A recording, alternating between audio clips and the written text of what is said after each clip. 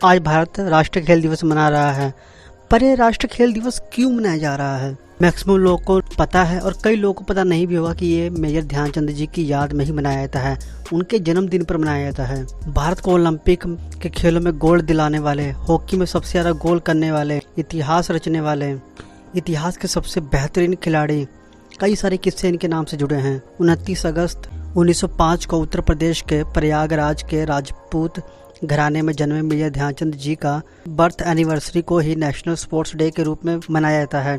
Major Dhyanchand जी को भले ही hockey के जादूगर के नाम से जाना जाता है, लेकिन बचपन में उनको हॉकी से बिल्कुल भी लगाव नहीं था। कहा तो ये भी जाता है कि अंतिम दौर में उनका जीवन बहुत ही तंगहाली में बीता था। तो कुछ बेहतरीन बातें जानते हैं उनके जीवन के बारे में जो शायद आपको नहीं पता होंगी, उनकी पर्सनल लाइफ से जुड़े। मेजर ध्यानचंद जी बहुत ही कम उम्र से कुश्ती की ओर आकर्षित हुए थे। वो कुश्ती खेलते थे और उसको अपना करियर भी बनाना चाहते थे, पर कहते हैं ना, जैसे हम बड़े होते जाते हैं तो हमारी जो पसंद है ना वो थोड़ी थोड़ी चेंज होती जाती है। जैसे बचपन में हम डॉक्टर खेलते खेलते सोचते हैं कि हम डॉक्टर ही बन जाएंगे, उसके बाद हम बड़े होते हैं तो हमको लगता है कि हम पुलिस वाले बन जाएं, फिर बड़े होते हैं तो हमको लगता है हम इंजीनियर बन जाएं। जब हम सुपरमैन वाली फिल्में देख लेते हैं तो हमको लगता है कि यार ये हो सकता है क्या, यही बन जाते हैं, अच्छा है, मस्त है। हमारी उम्र के साथ साथ हमारी जो इच्छाएं होती हैं वो भी बदलती रहती हैं। तो ऐसा ही मेजर ध्यानचंद जी के साथ भी हो रहा था और बाद में उनको धीरे धीरे हॉकी में इंटरेस्ट आने लगा। इसकी सबसे बड़ी वजह ये थी कि उनके जो पिताजी थे वो भी बहुत ही बेहतरीन खिलाड़ी थे हॉकी के। 16 साल की उम्र थी मेजर ध्यानचंद जी की जब वो दिल्ली की सेना में भर्ती हो गए। सेना में शामिल होने के बाद ही इसी उम्र में उन्होंने हॉकी स्टिक को थामा और हॉकी खेलने की कोशिश की और उनको हॉकी खेलने की प्रेरणा दी मेजर तिवारी जी ने, और वो इस तरह से प्रेरित हो गए कि इतिहास रचने के रास्ते पर चल पड़े।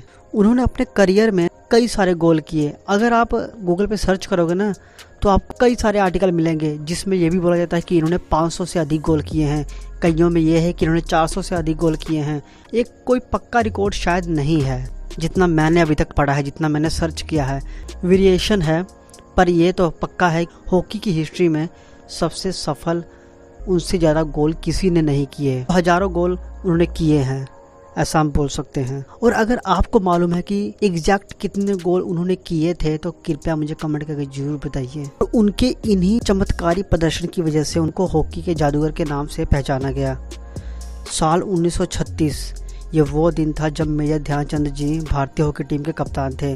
उसी साल भारतीय हॉकी टीम बर्लिन ओलंपिक में हिस्सा लेने के लिए पहुंची थी।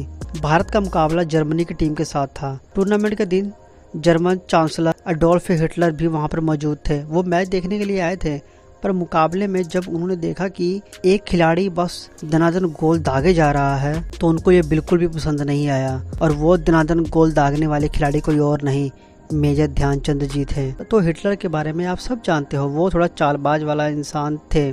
तो उन्होंने मेजर ध्यानचंद जी की स्टिक को बदलवा दिया। उनको शक था कि शायद इनकी स्टिक में कुछ न कुछ तो चुंबकीय शक्ति है जिसकी वजह से वो इतने गोल दाग रहे हैं।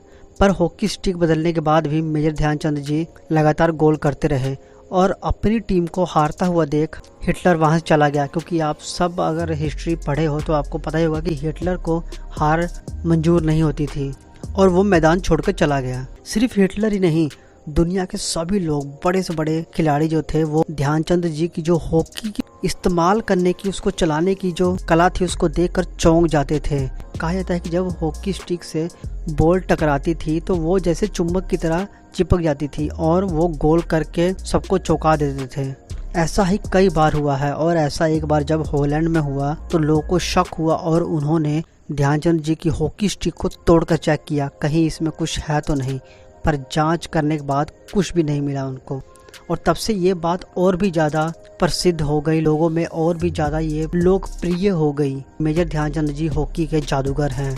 उनके जैसा खिलाड़ी उस वक्त नहीं था और ना इस वक्त है और ना ही कभी आएगा। मेजर ध्यानचंद जी वो हैं जिन्होंने भारत को उनकी असली इज्जत वापस लौटाई थी।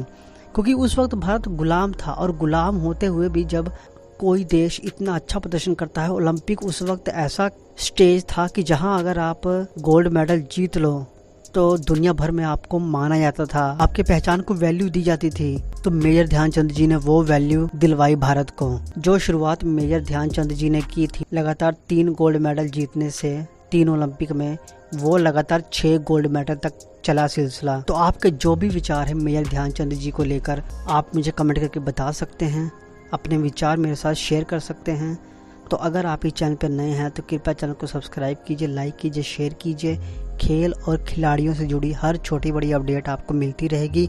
अपना सहयोग बनाए रखिए। इस वीडियो में बस इतना ही, मिलेंगे कुछ ही क्षणों के बाद एक और वीडियो में एक और अपडेट के साथ। तब तक के लिए जय हिंद।